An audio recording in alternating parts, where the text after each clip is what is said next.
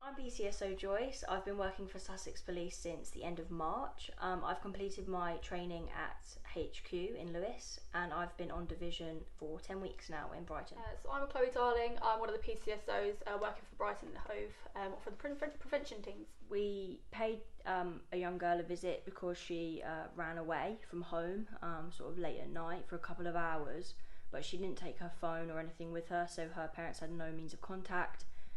They were obviously extremely scared, anxious, like completely distraught actually about it, because obviously they didn't know where she was. It was late. So I went to visit a 14-year-old boy, and he'd only just turned 14, who has gone missing multiple times. So it appears that he'd keep having a few arguments with his parents, and then essentially just leaves the house and falls off the face of the earth. Doesn't take his phone out.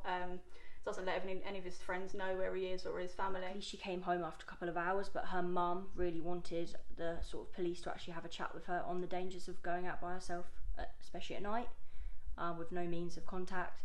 So we found that her mum was really appreciative of the visit, but also the young girl responded really well as well. It turned out that it was quite a bad argument between her and her mum, and she sort of did it as a spur of the moment thing without really thinking.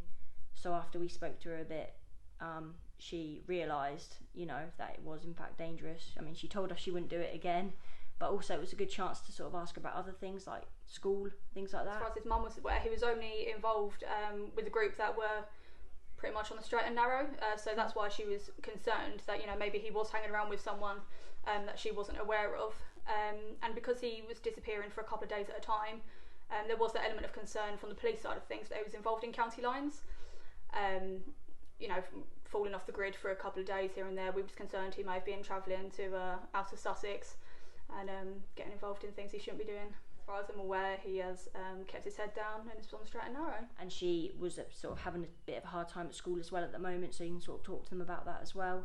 And it turned out actually she used to swim a lot, but she wasn't doing that anymore. She'd given it up. So we also asked her if she'd like to take up swimming again, because actually Reboot also gets involved in things like sports, like Active Sussex. So we referred her to Active Sussex, and yeah, once I think COVID settles down a bit, she'll start swimming again as well. So that was really positive that she'll get back into something that was a passion of hers. I do think it's a very productive and proactive scheme. I think it's really helpful, and the intervening with young children early is it's really great. So I think it's a really positive scheme, positive programme. It's basically all about sort of early intervention and crime prevention with young people, and obviously help them sort of avoid getting into the wrong crowds, and a bit of educate them really as well about they may only see it as sort of harmless behaviour at the moment, but things like that can escalate. So I think it's really important that we intervene early, and basically it's also great to just talk to young people and hear about their experiences as well, and just sort of offering them some advice and steering them in the right direction if they have lost their way a bit.